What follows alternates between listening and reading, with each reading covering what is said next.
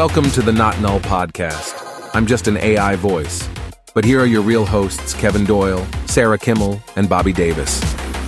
Hey, and welcome to this week's episode of the Not Null Podcast, the tech podcast where we talk about everything from AI to VR and robots to flying cars. This week, I'm joined by Bobby Davis and Sarah Kimmel. Coming up in this week's episode, like it or not, AI is coming to your next phone, 33 states sued Meta, and the password is dead. Long live passkeys. And then we'll wrap up with the null, not null recommendation section where we recommend that you avoid a product or a service. So, like it or not, it looks like AI is coming to your next phone, at least according to a couple of reports. So, firstly, if you're an iOS user or an iPhone user, a recent report has stated that Apple is going to spend $4.75 billion on AI servers with those fancy NVIDIA H100 GPUs next year. $4.75 billion. That's a lot of money. Apparently, that's the equivalent of 20,000 servers. That's big. That's a lot of money. That's a big investment in hardware and infrastructure. Apparently, this year they've already spent $620 million, by the way, on AI hardware. So they've put an investment in already, but they're really looking on like putting a ton into it next year. And this is reportedly so that they can deliver AI integrated throughout iOS 18. So what this means is, as we mentioned last week, I think it was, or maybe the week before. I was going to say, we talked about this extensively the other day. We did. And we were like, well, it means that it is going to be iOS 18, which means it is a year away, which kind of interesting. I'm like, I don't know if you want to wait that long, Apple, but it looks like you're going to. At least it looks that way. Also, recent news from the Samsung side of things. Again, this is pretty much rumored at this point. Again, the Apple thing is kind of rumored too. They're spending the money, but you don't really know why, other than somebody saying, hey, it looks like this. The Samsung thing is kind of the same. So the S24 is tipped to include, and the quote here is amazing, the smartest AI smartphones ever. I hope they don't run with that. I hope they don't run with that tagline because it's so bad. It's so cheesy. The smartest AI smartphones ever. Can you imagine it on a TV screen? You know, the S24. Smartest AI smartphones ever. It's just a bad tagline. Please don't run with that, Samsung. When you use the same word in a sentence that's like 5 words. I know. Exactly. Yeah, run that through ChatGPT first and see if it'll give you some better AI suggestions for your tagline. Give you 20 more words to say that's in 5 words, so for sure. But it probably would. You're probably right. ChatGPT will make it really verbose, wouldn't it? And make it really terrible. But yeah, they're going to have what they're quoted as having ChatGPT-like integrated functionality. So right.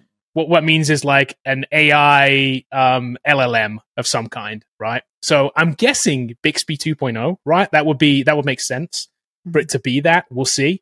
Just like we want Siri 2.0 in the iPhone, this will be Bixby 2.0 in a Galaxy, I'm guessing. So it's powered by, the next phone is going to be powered by Snapdragon 8 Gen 3, which has AI capabilities on it, on the chip. So it suggests that this is going to be on-device AI personal assistance. So it looks like it's coming, whether you're an Android user on the Galaxy side or you're an iOS user on the Apple side. It looks like AI is going to be baked into your next flagship phone in 2024, like it or not. So, Bobby, is this going to be a feature that you're going to want in a phone? Are you going to upgrade a phone for this? Or is this something you're not interested in? Is it a concern? I'm not totally interested in it. I read about it. I mean, I don't know if I need ChatGPT on my phone. I guess I could use it. I've never turned Bixby on ever. I always turn it off. Same. It gets in the way. And so I don't want it always coming up and asking me and prompting me, those kind of things. I don't want it listening all the time. I do think that we'll probably get some really AI features built into the picture device. You know, you're taking a picture and you can change it like on Pixel 8. That way I can take a picture of me in front of a building and show me jumping over it. I think that's classically what Google wants to show. Have you seen the picture where they're throwing the baby up and then he makes it look like he slung the baby 30 feet in the air? You know, that's going to play well on social media. Yeah, these are must-have features in the next generation phones. Child Protective Services shows up at his house because of his Instagram post. He's like, no, AI did it. No, AI did it. No, we saw you throwing that kid. We believed it. Pixar didn't happen, and we have the pics. So. Exactly. Yep, that's it. So I think, again, what I've been saying about this the whole time, I think there's a bubble in all of this. And when you look at how much money Apple's getting ready to spend, according to the article, the $4.7 billion is the beginning of this. They're talking more like 20 to 30 to 40 billion over the next 5 years. And this is just on hardware. I mean, I'm talking about Yes. the 4.75 billion is just an initial, like, NVIDIA, here's almost $5 billion. Please give us some chips. Yeah. And the H100 is somewhere around $250,000 a chip. So it's getting out of hand. It's getting kind of crazy.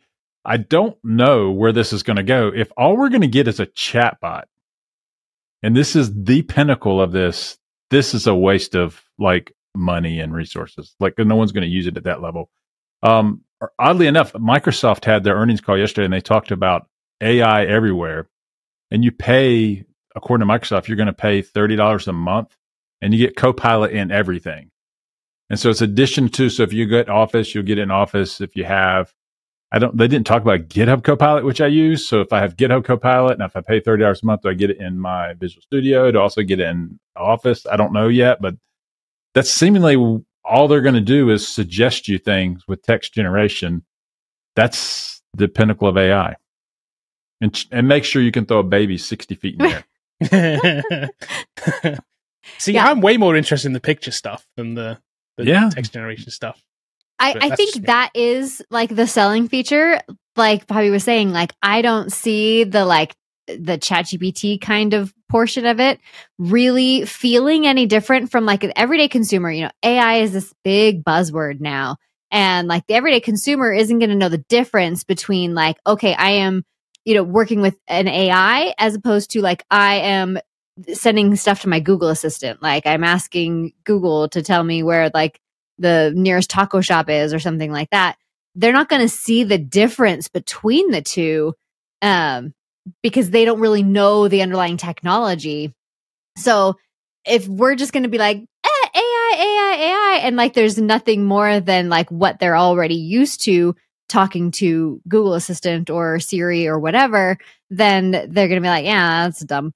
But I do see benefits for like the whole pictures and stuff like that. That is kind of game changing there where you can, get your pictures just right. And I think, we're just toting around glorified cameras these days because that's all we do. But the other thing I'm interested in, Kevin, is real-time translation. Like if you're a traveler, I think the universal translator, like you see in Star Trek, that this thing, you could put your earbuds in and it would just translate in real time. They haven't talked about these types of AI capabilities yet. So is that a thing? Can you point it to a direction on a German photo of like, hey, this exit, and will it read it back to you in English? Well, or will Google Lens will already do that. It will. Yeah.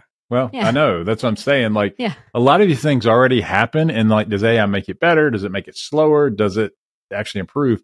How can they improve maps more, Kevin? Do you think they could improve maps at all? I mean, like we already... Yeah, but in ways that we haven't really thought about. Because look at maps today. Look at how like something like Waze works versus how maps were when we first got maps. You might be like, wow, this map will give me driving directions. That's amazing. But the improvements you have on it today are stuff that I wouldn't have even thought about. So yeah, they will improve. And I agree. It's like, you can say that about anything. You'd be like, well, TVs ever improve? Well, yeah, they will, but in ways that we haven't really thought about. I think it will. I think it will get better. Now, whether it's AI that makes those better or not, I don't know. I will say, I agree with you, Sarah, about the fact that people have been so underwhelmed with the likes of Siri and Bixby. Like I say, you guys turn it off. You make sure when you get your phone. It's terrible. So the average consumer that isn't in this field, that doesn't like know about this stuff, the next version, are they, again, just going to turn it off? They're like, no, it sucks. I don't like that. It doesn't do anything. Are they even going to bother with it? Is it even going to be a feature? Even despite the fact that they're going to sell it as this big thing. AI has been pitched in the past as like Siri was pitched as an AI, yet it's like, it's not great. So people are just going to be like, the new version, how much better can it be? Like, I'm just not going to bother. Text to speech already exists. So, I don't know. I mean, like, is that any better? I don't know. I mean, like, I don't know what they're going to do with it. I think a lot of these things come down to how it gets implemented, right? It's like, as a standalone feature, a lot of these things are cool. It's like, I like playing with image generation in something like Midjourney, but it's like, it's this siloed thing that happens kind of over here that I've got to go out of my way to do. Now, if it becomes more contextual, where I could just interact with an AI on my phone that just says, hey, Siri, can you make me a picture of like this and this and this? And it just sends me the picture back. That's now, I like that. That's how an average consumer would need to interact with something like Midjourney to actually even be useful to them. Because if it's not baked in and it's not like a single button or a single voice command away, people just aren't going to use it. So I think one of the other announcements that came out this week was the 6 gigahertz bandwidth. So like 6 gigahertz bandwidth is the new bandwidth that Google and Microsoft and these guys are, the FCC is going to allow them to do this, which means that they can have these devices, in air quotes, that can be untethered. So like you can have the Apple device that they have on the wearing the headset now can be untethered. And so then if you have a smart AI chip on a phone that doesn't have to have a cable and you can wear glasses that are like Ray-Bans, and then AI can allow you to do, like I said, real-time translation, translate the world while you're walking around, maybe better image generation. That could be a game changer, you know, because these mobile chips are getting faster and faster and faster. I don't know. We'll see. But it's not a chat bot. Like, we already have that. I just don't see it. Just like, I'm not chatting to my phone all day. I never chat to it. Right. Well, and Bobby, like we discovered a couple weeks ago when Kevin was gone, the Bard integration with like my Gmail was so much worse than just me searching for what I needed inside my Gmail. I was like, hey, you know, Bard, when is my flight? And they're like, you don't have a flight, you know, and I literally just type in Dallas in Gmail and it pops my flight right up. Like, so once like enough of those things happen, you know, I'm chatting with my phone, like, hey, when's my flight? And they're like, you don't have a flight. And then I'm just going to go back to old ways. Then like, it's going to go by the wayside and they're not going to use it. Yeah, will it help me, you know, when you're talking to someone, they can tell you, it's in your ear telling you information about them, you know, like, hey, mention the, you know, the Cubs game last night. They're Cubs fans or something like that, you know. Yeah. I don't know. Like, is it a wingman if you're single and going on dates? I don't know. What's this AI going to do? He's not here to defend himself. I know. Yeah, we'll see. We'll see how these features play out. But it looks like we're getting them. We're getting at least the Samsung one. Looks like it's going to be some kind of chatbot, and I imagine Siri's going to be that way. For me, it's just how much it integrates with the rest of the OS that's going to be the most interesting part. Yeah, it's definitely next year. I think both of these devices, Samsung and Apple, will be a next year thing. So Google is ahead of the AI smartphone race, but they're way behind in adoption anyway. So I don't think you have to worry, Kevin. Kevin's not buying a Pixel 8 at this point. This announcement saved him. No, that article came out and his Pixel 8 like interest just like he took it out of the inbox. He's like, hey, you know what? It's right here. I'm ready to click add to cart. Yeah. Nope. I still like the Pixel 8. I still like the idea of the AI photo features on there for sure, and I hope that other devices do also get that as well. Yeah. That's my hope. And I assume they would. I'm on a every 2-year upgrade plan, so I have an S22. So the 24 is my my next purchase because I didn't get the S23. So I'm planning on upgrading anyway, but I don't know that I would upgrade specifically because of this. Like if this was coming out 2023, I'd probably say like, I'll just wait till next year. So looks like earlier this week, 33 states sued Meta. Good stuff, right? Attorneys general from 33 different states sued Meta, and apparently that's in addition to 8 additional states and DC that also sued them. So it's like the entire country's just like ganging up against Meta at this point.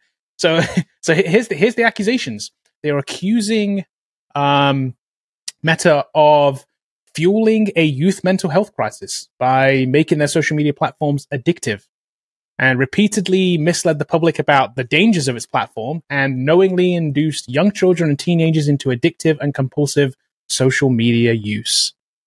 Meta's response to this, they expressed disappointment, obviously, because they're having to deal with this probably more than anything. But they made what I think is quite a valid point. They said, instead of working productively with companies across the industry to create clear age-appropriate standards for the many apps that teens use, the attorney generals have chosen this path instead. Just went straight to the lawsuit. So this is not just Meta, by the way. The recent filings are just against Meta, but Google and TikTok have been sued numerous times in similar kind of situations, with similar kind of like accusations around children and social media platforms, or younger folk, I should say, in social media platforms sometimes, including one in your neck of the woods, Sarah, from Utah, a couple of weeks back, where they sued TikTok, ByteDance, TikTok, for basically very similar things. So this is your kind of area of expertise. I know you're very, very familiar with this and have spoke about it a bunch, Sarah. So what's your thoughts on the TikTok suit and these new Meta suits? Hate them all, but That's just kind of the initial thing. There's so much about this. Like, first, it really feels like they are not giving the power to the parents. And that's like what I would really like to see with any kind of legislation around these like social media platforms. Like, parents can already lock down their kids' devices so they're not spending too much time on these devices. There is parental responsibility here that is not being taken into account. Like, my kids are not addicted to these platforms because they're only allowed like 30 minutes to an hour a day. And I know we talked about this on the platform before. Why are they targeting like these specific companies? Like, you know, specifically with TikTok, you know, why are they targeting TikTok specifically and Meta when, you know, I know from experience, my kids spend way more time on YouTube than they do on any of these. They spend more time talking to each other on Snapchat than they do on any of these. Like, so why is this the thing that's addictive when, you know, Snapchat has something called streaks that teens are very obsessed with and like gets them into the platform every single day. And I think that's more of an addictive feature that, like, you know, it's getting them to interact with their platform every single day. There's just good content on Instagram and Facebook. And then that's why the algorithm is tailored more towards them, and that can suck them in for sure. But to say that like the algorithm itself is what is causing this addiction and depression, anxiety, insomnia, like, no, lock down your kids' devices and this is not going to be a problem. And so I think parents who don't really want to take the time to figure out the technology or figure out what's going on, there's like, oh, the government's just going to like take care of it for me and I'm not going to have to worry about it. You know, that's such a huge miss here, you know, where you can mostly talk to the parents and explain the dangers to the parents, explain how to use parental controls, and, you know, the whole problem goes away. Yeah, because the solution here, like, it isn't the solution isn't with the isn't with the companies. It's with the it can't be. How can it be?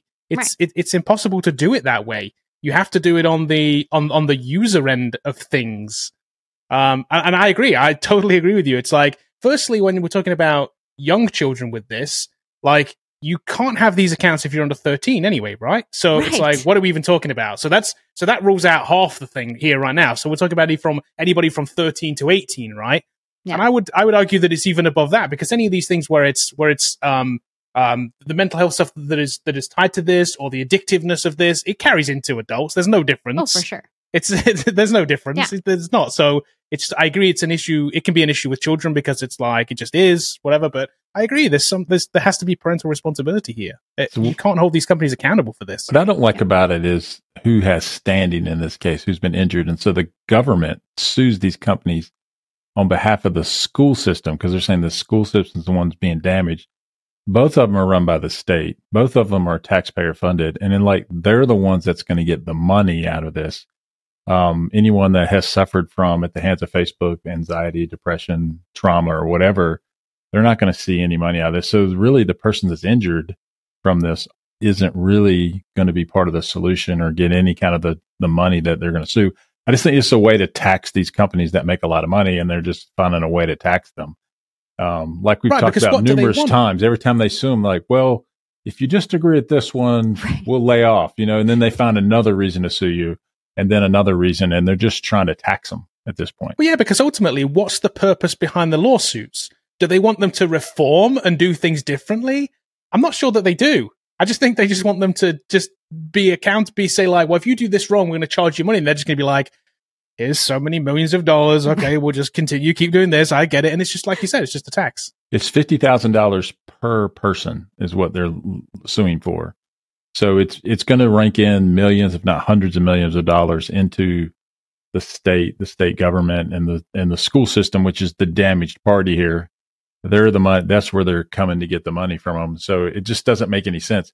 Second, what I don't understand about this whole thing is if you have a child and they are suicidal, depressive, or whatever, it seems like at some point you would just intervene. And as unpopular it is, like, hey, if that iPhone's causing that, let's get rid of it. I'll get rid of mine. You get rid of yours. Let's figure this out. Let's get healthy in a place. Just like if your kid was strung out on drugs, you would put them in rehab. You would hope so. But the other thing too is that parents want them to have them, I think. Yeah. So here's something so interesting about what you said, Bobby, because they're talking about the school system being the damaged party. Well, you know what the school system can do, and can be government run because these are all public schools.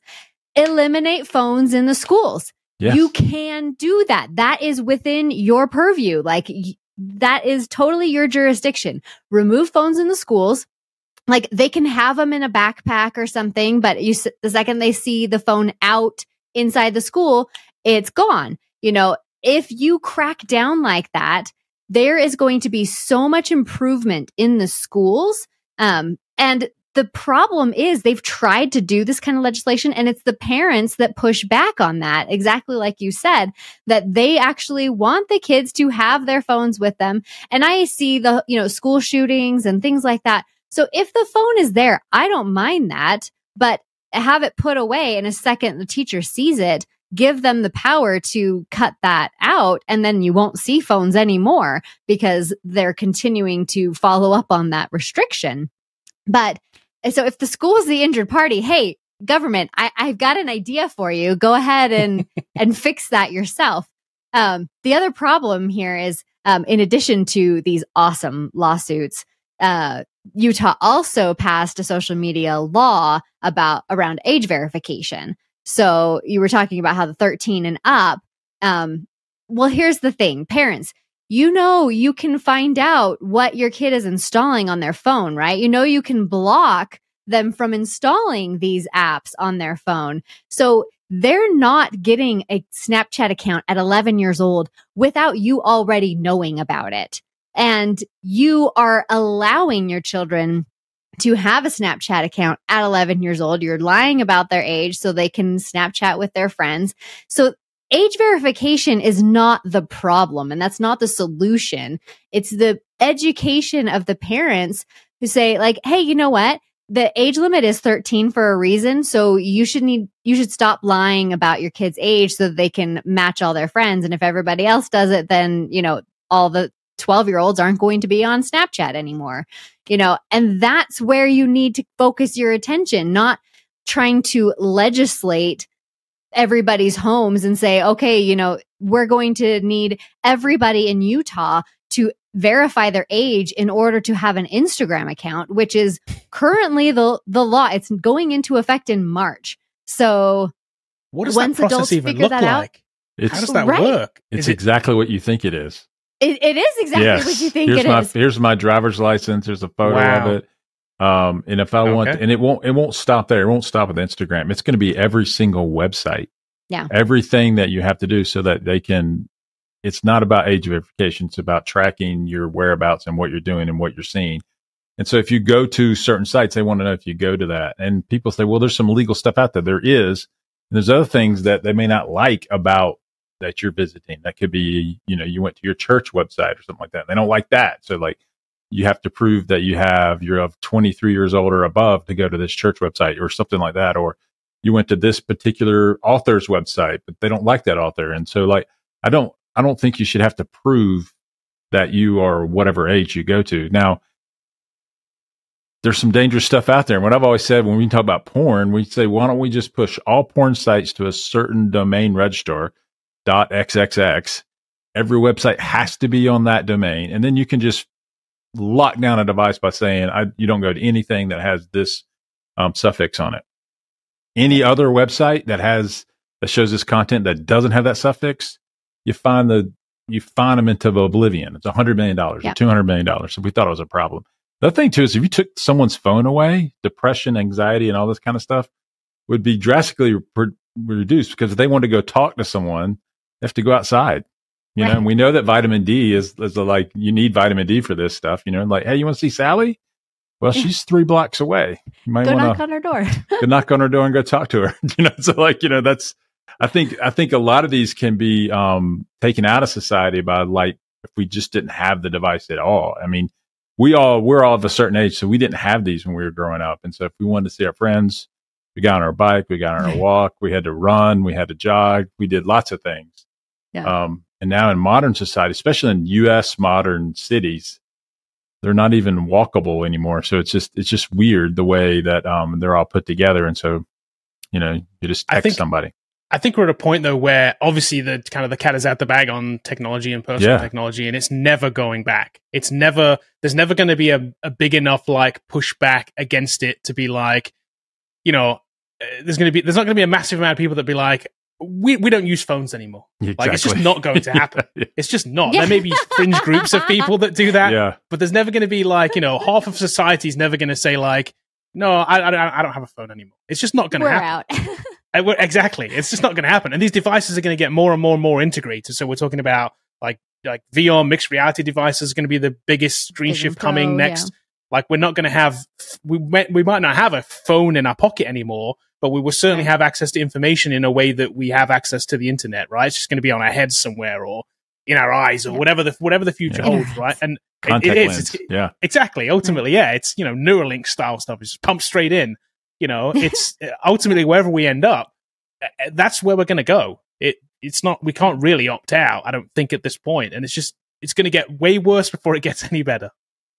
Yeah. But I think too, the parent has a responsibility. If you have problems at home, it's up to you to intervene and try to fix what you can. And I totally get it, man. Like you have kids and you love them to death, but some things you need help and you can't fix it.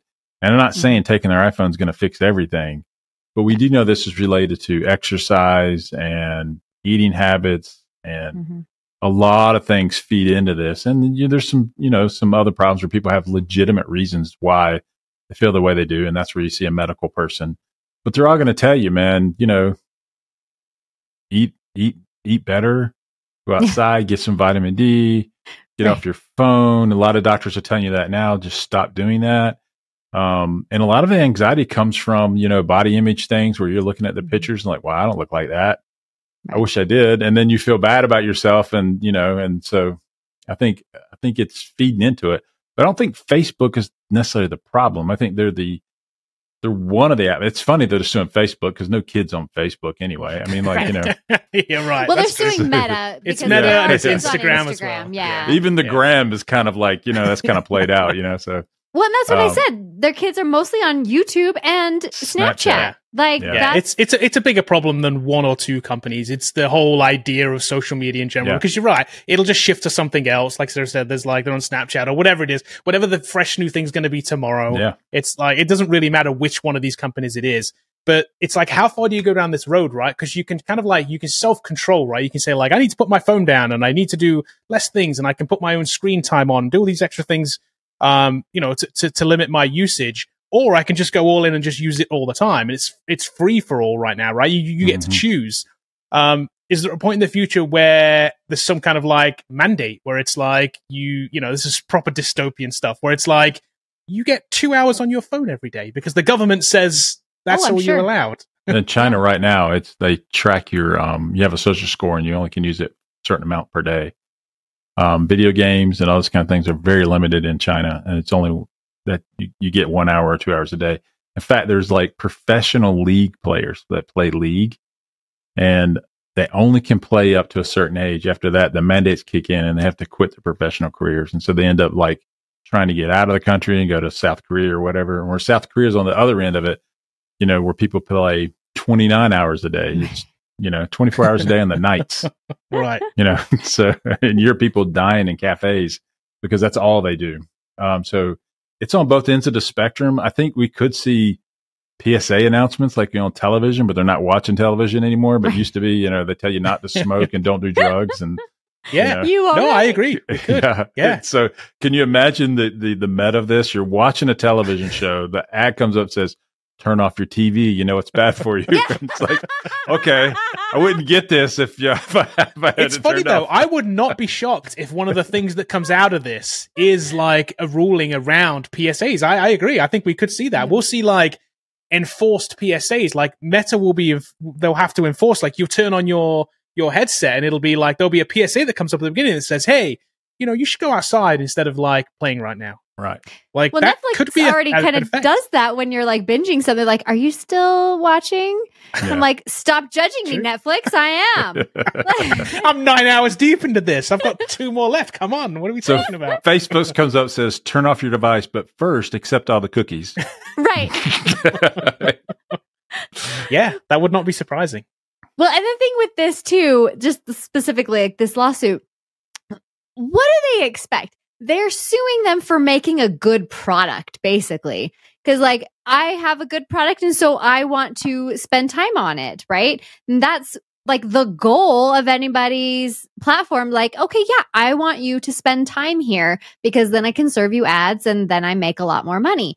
And I don't necessarily think that's a bad thing. I can choose to participate in that, or choose not to participate in that, and that's up to me as a consumer.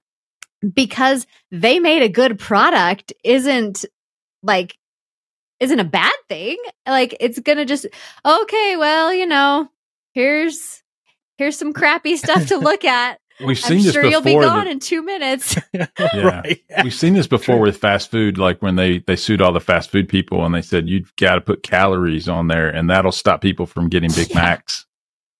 It didn't do it, man. So, No.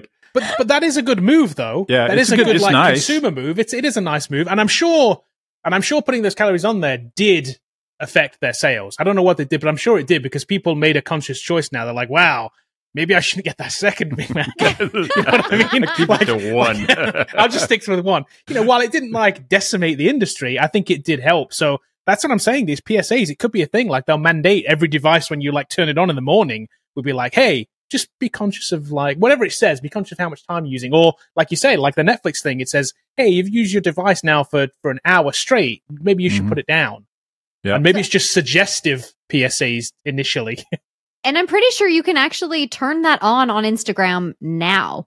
Like where if you've been like scrolling too long, it's like, hey, you've been scrolling for a while. Like, yeah. But it's like an opt-in thing. I imagine once it's mandated, there'll be massive pushback. Of course there will. It'll be sure. People will hate it. They'll be like, "Why are you telling me what to do?" Because right, exactly. especially in this country, because that's literally the American way. Yeah, exactly. It is literally the American way. Coming from a country that isn't America, one of the things that I spotted here is straight away is people here do not like to be told what to do. So true. Just it's a national thing here. I don't know what it is, but you guys do not like being told what to do in any shape or form.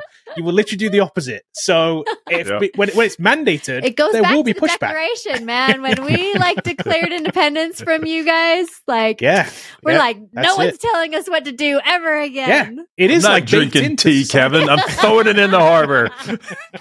It's true though. Crap away. It is very true. It is baked into to the US as country. It is very strange, but it's something that I definitely noticed.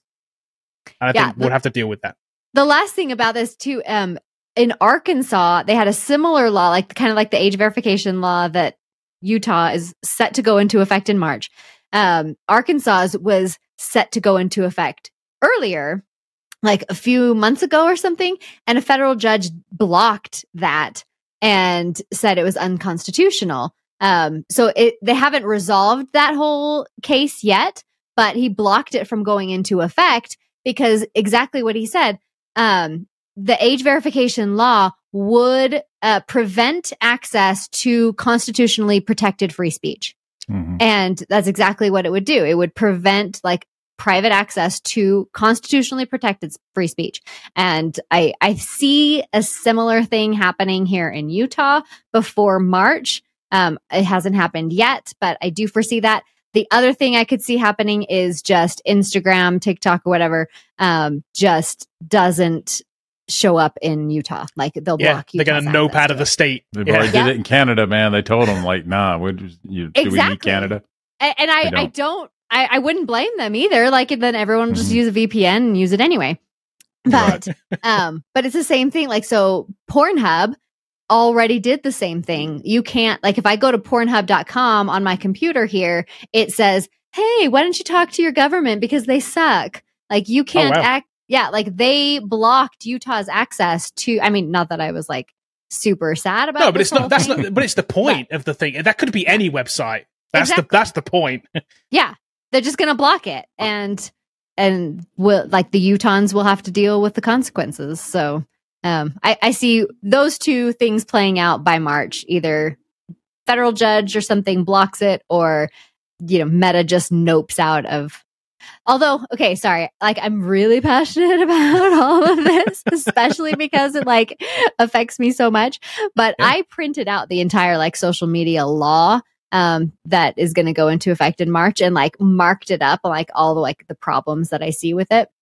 And the big problem that I do see with it is the exception list. It, like, you know, it's like, okay, social media application means, you know, and it doesn't mean like this, and this. As like, and I'm not even a lawyer, but I'm like, okay, this could describe Snapchat. This could describe YouTube. This could describe Instagram. Like, so it really, like, the most problematic applications could be argued to be excluded from that law.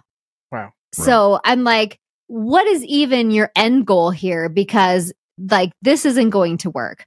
What I would like to see happen in the government, the whole school thing, eliminate phones in schools. I'm totally 100% behind that.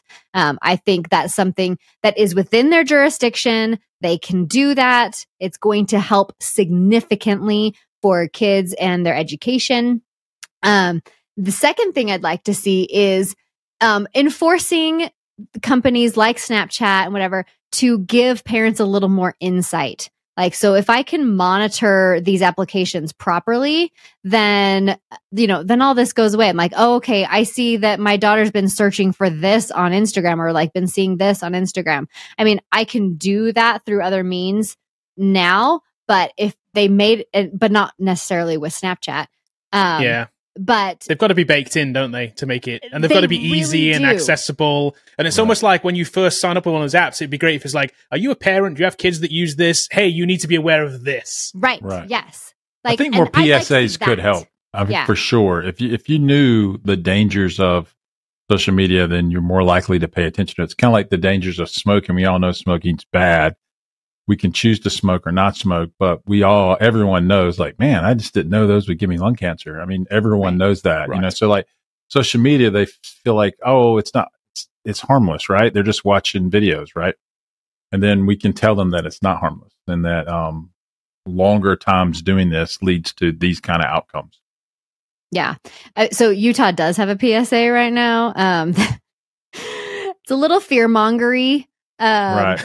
They almost have to be. Which I hate. I mean, the website's not bad. A lot of it comes from the Surgeon General's advisory on social media and mental health, which actually I was prepared to hate, but I loved it. So the Surgeon General advisory on teen and mental health, it's so good because it lays out exactly like pros and cons of social media, and is not super fear-mongering. It says what parents can do. It says what the teens can do. It says what companies can do and what government can do. Like, all of these, like, you know, really helpful tools that I think, you know, a lot of people should read this whole advisory. Or, you know, I read the whole thing on my YouTube channel. So if you want to just listen to me reading it, like, go right ahead. But anyway, so a lot of the information on this website really comes from that Surgeon General advisory, which I did really like. Let's move on to our final topic before we talk about our recommendations or not recommendations. And let's talk about passkeys. So looks like passwords are dying. I don't know. Dying, maybe. And we should long live the passkey, I guess. So I've been hearing a lot about this. I've seen a bunch of like articles about this, but something called passkeys and the fact that they're going to replace passwords. And I'm like, I don't fully understand this. So who wants to educate me? I know you guys know a lot more about this than I do on passkeys. Why they're better than my password 1234. But I made the S as $, so it's a good password. Don't like. It's a legit password. Why is that bad? And why are passkeys great? And why do I need a passkey? I'll take a quick gander at it. There's two types. There's a synced passkey, and then there's a device passkey. So the passkey that you're familiar with, if you're on any kind of Apple device, is you hit your fingerprint, and it allows you to log into your phone. You've seen my face now, FaceTime, whatever. You put your face up, and it log you in automatically. That is a passkey, and that can only exist on the phone. So this goes back to security in general, like something you have, something you know, and something you are. That's the three tenets of security. A password is none of those. You do know the password, but also the other person that's validating it also knows it. Now, I do know that passwords are stored at rest and encrypted, but in general, those are known on both ends, and that's why they're really, really, really insecure. And then they can be caught in transit, with the YouTube hack, where if you log into YouTube and you leave it logged in and you go look at your account and someone can get to your browser, they can intercept that, and then they don't have to log in at all. They just violate and go completely past passwords. And so this is what the problem is. So the passkey allows you to say, all right, I'm going to take my fingerprint or maybe a motion I'm making, like on Android, you can do a swipe like this or something like this. You can swipe, and that can be your passkey. And then that can open up anything in that ecosystem. So like Apple has an ecosystem, Google has an ecosystem, Microsoft has an ecosystem. Currently, right now, even with synced passwords, which is I store the fingerprint and it can be validated for any number of sites, has to be inside of an ecosystem. So think of like LastPass, Okta, Google Password Manager, and this allows you to log into anything. So now what the process is going to be for everyone is like, when you're making an auth system for your software, you can say, I'm going to support passkeys. And then you say, which ones do I support? And I'm going to opt into the Google one, or I'm going to opt into Okta, or you allow them to check any number of these password stores. And that's kind of what everyone's selling. And so, of course, there are vendors out there like Okta, Auth0 that are selling authorization or third-party authorization, and that's passkey. And that's the only way you really can do it. On the device is kind of problematic. As you know, if you lose your device or change your device, you got to redo everything, and it only allows you to log in if you have the device in hand. A synced password, a synced passkey allows you to do it from anywhere. So that's kind of the key there. Yeah. So if I'm logging into my Google account, like on a new computer or something, it's automatically just going to be like it's not going to ask for my password. I'll type in my email address, and then it's just going to be like, hey, check your device. And so I check my device and I allow it, and that allows me in. I don't have to type in a password or anything like that. Mm-hmm. It just sends it to my device. And if I have my device, then I'm in. So that's and you can register, different devices as your passkey. So once I've logged in on this computer, I can also register this as a passkey. And so if I'm logging in somewhere else and I don't have my phone, it can send a notification to my, my computer, and I can grant access at that point. So is this kind of like when I open up on my device? So I use face recognition on the iPhone. It unlocks the phone as the first thing, right? But I also use it in certain apps, right? Certain like my banking app will use it as well. Is that a passkey then that's sending? Yes, it's using the Apple passkey. Mm-hmm. Okay. Right. Okay. Same way with my brokerage account. When I do it, it's using a passkey to get in. So I never give the brokerage account information about how to log in. They come to me to figure out how to log in. That's why it's secure. And then the communication between it is encrypted. Right. Okay. I like this because passwords suck. I mean, yeah, they just do. Because to make a good password, we know this in this day and age, it's got to be, what are we talking now? 15 characters, maybe? It's been 12 for a minute. I'm at 15 now. 30 for several years. So yeah, my one's now I've set to 30. Yeah, the minimum is 15 because the storage of a password is put in 8-character blocks. And so in the first 8 characters, that can be uncovered with the password hack instantaneously. And the moment you go over 15, it's in 2 blocks. And that mathematically takes a lot longer to brute force it. Okay. An 8-character password can be brute forced in under a minute. Yeah, that's crazy, isn't Like, it? have you seen that just chart? getting longer and longer. Of length Yes. versus like how long it takes to crack. Yeah. And it is an exponential chart, isn't it, too? It's like every character you add to it, it exponentially increases the time it takes to crack it, up to billions of years when you're at like 30 or 40 or something. Right. In eights. It's got to be like every 8 characters. 16, 24. Yeah. So like if you have 15, you're in the 16 character thing for the block of that. And so once you go up, it doesn't really get any harder to crack until you go past it and put it into a different segment. And then it's like, oh, now I got to look at three places for this password and then meld them together. It's in layman's term. Yeah. I'm sure I'm going to get ripped a new one in the comments, but like I'm trying to explain it in a way that people will understand. So yeah, I always just say length is strength. That's the kind of rallying cry I've been saying for a while. But here's the super funny thing about passwords that I was just sent today. And I don't know if we can like look it up or not, but there was an interview with somebody, I think like about Israel or something. And literally behind him, it said password. I saw this. And I saw this. A piece of paper right behind him that has his passwords. Yeah. I'm like, oh my gosh, there's no way that's real. Like, oh, it was real. Insane. He was on, he was on the news talking. Who was about it? Who was it? I don't know. Oh, some okay. random specialist. Was it famous? Yes. Some no. It was security some, specialist. Just exactly. Security specialist. But yes, it was on a white piece of paper and it just said passwords, and he had like the image that I saw, you couldn't quite read it, but I'm sure on the video part you could. Like, right. It wouldn't take a lot to figure out this dude's password. Yeah. That's how not to do passwords. Exactly. So will passkeys then replace something like LastPass? Does yes. it like LastPass would be could be a passkey authenticator. Right. And so you're gonna like these companies will do it. LastPass will probably go away because they're not big enough. It's going to be Google, Microsoft, or Apple. Yeah. But I only need one. I only need one passkey. Right? That's used everywhere on my end, right? But that's used everywhere. Right, but that one passkey is not. It's my understanding that it's not technically used everywhere. Right. If I create my own, like if let's say it's my face, it sends a different, whatever it is, encrypted string or something to Google than it would to my bank, than it would to somewhere else, and that's how it's secure. It's secure because you're the one that's validating it, and so like it's not stored with the bank, or it's not stored with Google. It's not stored over there on the third party. It's stored with you, and they come to you to get it, and then you say, "Yeah, that's me. I'm logging in." So, like LastPass gets hacked a zillion times.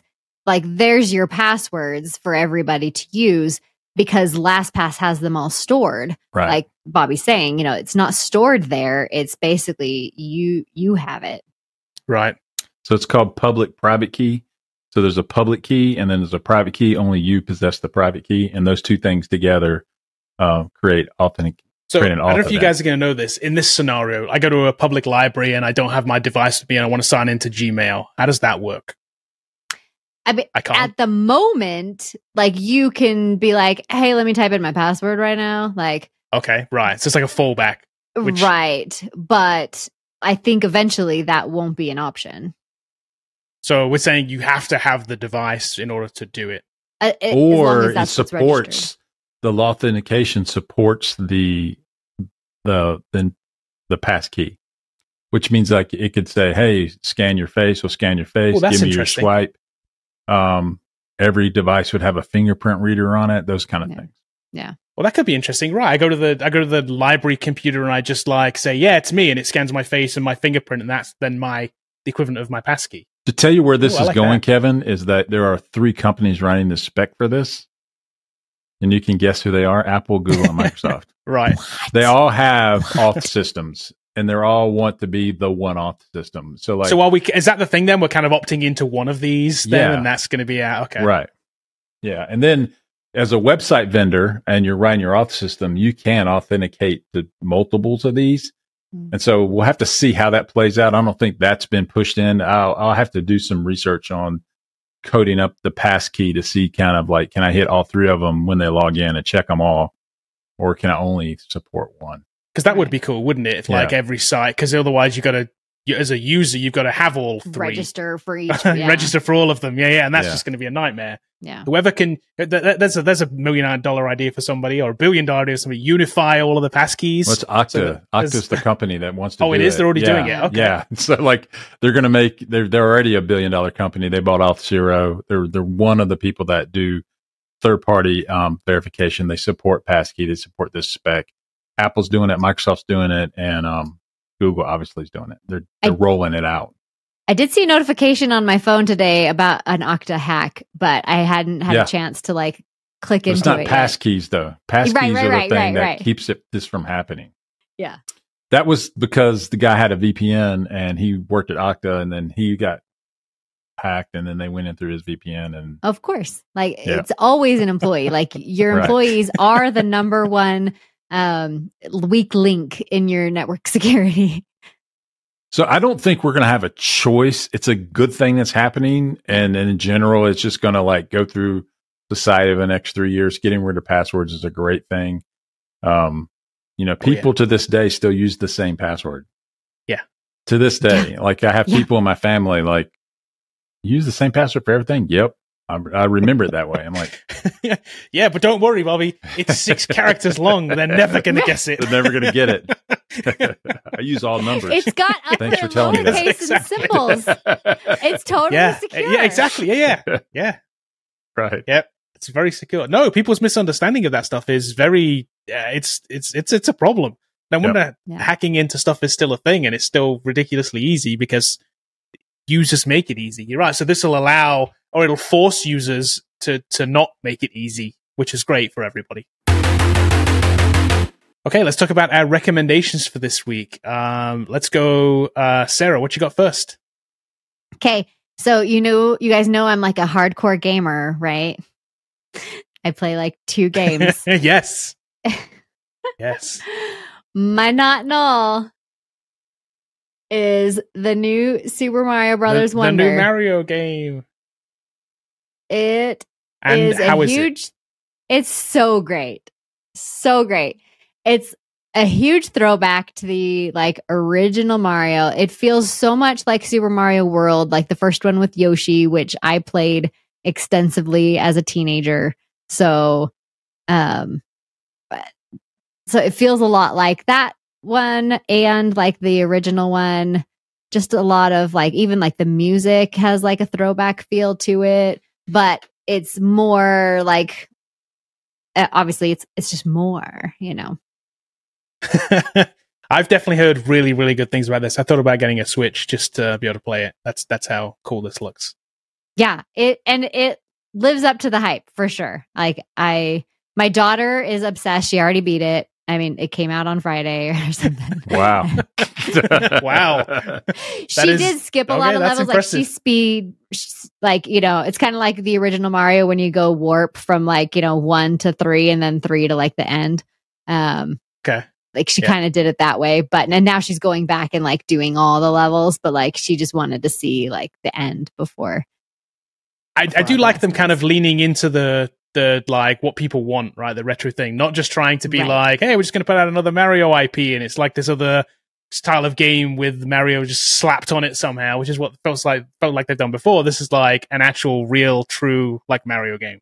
I like that. Exactly, and it's not like they could have gone like 8-bit or something like that, and like for the nostalgia, but no, they did the nostalgia, but it feels really updated. So I like it a lot. Very awesome. Cool. So Very this cool. is added to the all of like 3 games that I'll play. I like it. You'll be a gamer before you know it. Right.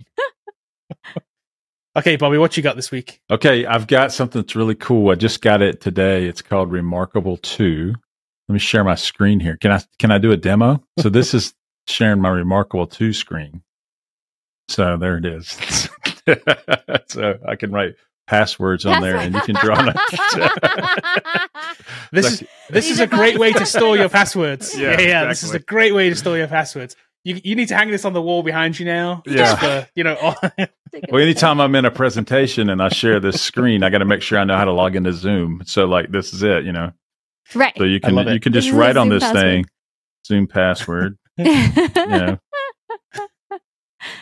I did numbers backwards, so that's even better. That's totally gonna be that's secure. so secure. Yeah. Oh wow, you are That incredibly fools secure. all the hackers right there. So this is an e-ink tablet then, right? It's an e-ink tablet. What I'm going to use this for me is when we teach how to code, and some of those are diagrams. We will annotate diagrams with our remote class learning.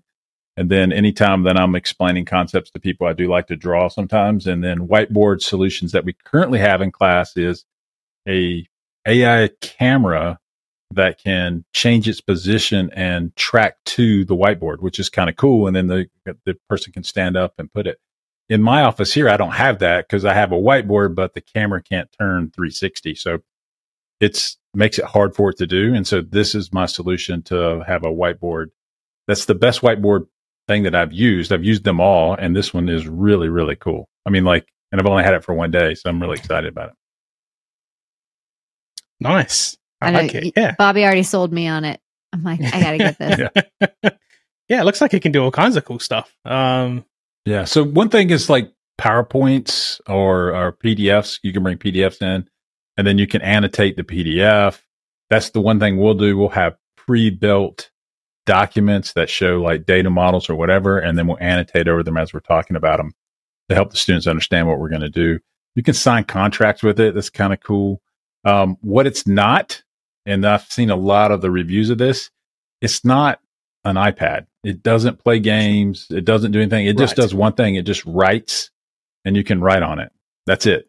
You can write and draw with a pen. The pen's really nice, and it does feel like paper. It feels totally like paper.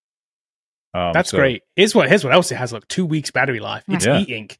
Like that's the killer feature here for me. That's the thing that like an iPad has hours. I mean, really, like you use it for like a day and then you got to charge it that night. Yeah. Like if you use it for a bunch, it has hours. This has a 2 week battery life. So you're right. It does the one thing and it does it really well. So the documents can be shared to your mobile device. It can be shared to your desktop. You can link it with Dropbox, Google, and then you can share things with the group that's watching too. So when I mark up this document, then I can just hit send and I can send it to the whole class. It's really great. Unlike I was in a meeting yesterday and people were going to do a cookout and they were taking like, I'm bringing this, I'm bringing that. And this one lady was on her iPhone and she was taking the notes. She says, I'll send these all out to everyone, all the notes from my note app. And I'm like, does it matter if I have an Android? And everyone went, oh my gosh, you can't. And they couldn't send it to me. So like, and I didn't have the heart to tell her, I'll figure that out for you, but never mind. I just won't come to the cookout. I was going to say, this is also user's error. Yeah, exactly. She can totally send it to you. It's just like these people that are like, none of these things are operable. Like, no, they're all interoperable. You just don't know how to use it. Yeah, I told her, I said, I'm part of the Green Bubble gang. I mean, like, that's just who I am. I mean, come on. Yeah. Green bubble for life. We need to be united as different different users, not divided. Right. You know, we don't want the division to come between us. We can all work together. Have you seen that Samsung commercial? No, which one? They're hopping on the whole get the message bandwagon. It's hilarious. It's like literally like 10 seconds. It's a short or something, but it's basically a text conversation between like an Android and an Apple. It's like, why won't they just let us be together? I know your parents are so dumb. Like, that's funny. See, as users, we don't need that. We need to push back against that stuff and be like, no, you will work together because you do. It just like, I don't know. Yeah, cool pen too. I like it. The pen's nice. It's expensive. Now this isn't cheap. It's like $600 with a pen. You can buy it without a pen price, but you can't use it without a pen. So you just got to buy the pen. See, now that I don't like. Yeah, like if you can't use that a pen, just bundle the pen with it. Why? Yeah. What? Yeah, that's. It doesn't come with the pen. It's $279 without the pen, and then $129 for the pen. What do you read with it? Right. You could read. Like, is it a really expensive Kindle at that point? And then not every ebook is supported on it either. So like you got to understand, this is not a reader; it's a writer, and just know that that's all it does. But it's really good at that. Yeah. And so that's when you hear the review from someone says this doesn't do what my iPad does, but it's really good at writing, then if you want a writer, something to take notes in, something to present notes, or you want to, you jot a lot in notebooks, which I have hundreds of these Moleskine notebooks. This will replace all of those. I think it's a great device. Are there other writers out there? Yeah. Is it the best one? I think it's the best one. It's the one I bought. So I haven't bought them all, but I liked it. It's really follow nice. up review in about a month. Yeah. Is it in the tech pile of, it's on the island of unfit toys, something like that. Yep. King Moonracer. Yeah. Okay, my recommendation for this week is something that was announced yesterday, and I totally pre-ordered as soon as it was announced. If you can notice back here, but I'm a Lego fan. I have this bunch of Lego stuff. I love the Star Wars Lego stuff. It's great. I'm an adult Lego fan. And they announced this. How do you pronounce it? An Ornithopter, I think is how it's pronounced. Oh, yeah. From Dune, and it's an official Lego set, and it's super cool looking. So this doesn't come out until February, so I don't have this yet, so I can't recommend it other than it's gonna be cool. As a Lego fan, it's gonna be cool. But It has the craziest minifig ever with it. Look, it has the big fat guy this very tall guy. It's the Baron Harkonnen character, which is the first time they've ever done a thing like this before. That Lego's ever done a character like this before with this crazy long robe thing, and it makes him look like he's floating. So I'm pretty excited about this. And look at the thing; it looks amazing. It looks pretty cool. It does look cool. So so I definitely pre-ordered this. So you can pre-order it now. I guarantee you it will sell out. This is one of those, if you're a Lego collector, you'll know things like this will sell out. They'll come back in stock, they generally do, but I guarantee you there'll be a month where you can't get it. Sure. Yeah. So if you're into this, definitely go ahead and pre-order it. It's not cheap, but Lego isn't cheap. So have you seen my Disney castle? Yeah, it's cool. Yeah, that's when cool. your nephews when your nephews ask for Legos for Christmas, and you're like, okay, I'm getting a loan. Right. It is a little bit like that. It is a little bit like that. Some of the sets are really, really expensive. Yeah. I don't know what the most I've ever spent on a set, but some of them are $900. How much the Death Star was? It was pretty high. It's expensive. This Titanic one's always been on my list, but it's $679. I don't know if I can spend $679 on Legos. Does it float? I'm just kidding. I hope not. It shouldn't. It better live up to its name, damn it. I should be able to hit an iceberg with that thing. Yeah, exactly.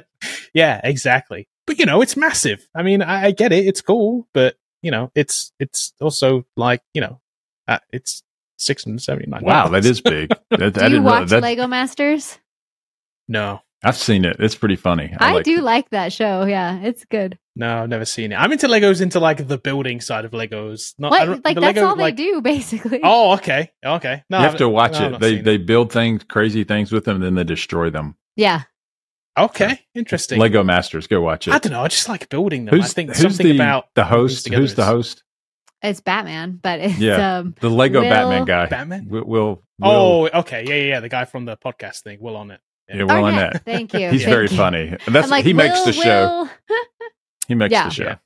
He does make the show. So it's team. It's it's competition show. There's teams, and they'll give them okay, build something that's like this, and they you would die because they'd have a wall of just every Lego piece ever. Yeah, and they can build these ginormous things. And, they don't smash them every time, but sometimes they do. Okay, awesome. It's like British Bake Off without the drama, So. Without cake. They don't smash the cake at the end of it. Here they're going to smash that eat thing. The cake. Yeah. But the other cool part of it, so there's Will, and then the two judges are legit Lego employees. Oh, okay. Okay. And they're legit. It's going on right now too. Is it? Okay. There's a season that is happening right now. So cool. Maybe I should check this out. Will Arnett's funny. He's funny and everything. So Yeah, it's a good family-friendly show too. It's fun. Well, that's it for this week's episode of the Not Null Podcast. Thank you for hanging out with us. Thank you for listening this far. We very much appreciate it. If you want to send us an email, you can. Where would they send us that email, Sarah?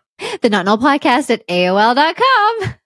That is correct. The Not Null Podcast at AOL.com. You heard that correctly. It's never not going to be funny. Never not going to be It's always funny. going to be good. We're always going to be joking about it at this point in the show. If you would also like to leave us a review, that'd be great. 5 stars, we'd appreciate it if you listen to it this far. If you want to give us a 1 star and tell us why it wasn't very good, we'll take the critical feedback and maybe we'll change it, but we probably won't at this point. They're still mad about Paul in the Roman Empire. Yeah, if you can leave us a 1-star review because of Paul's Roman Empire comment, then I will take it. But just know he didn't really mean it. He didn't really mean it. He's not here to tell us that he didn't. So, okay, that's it. We'll catch everybody next week.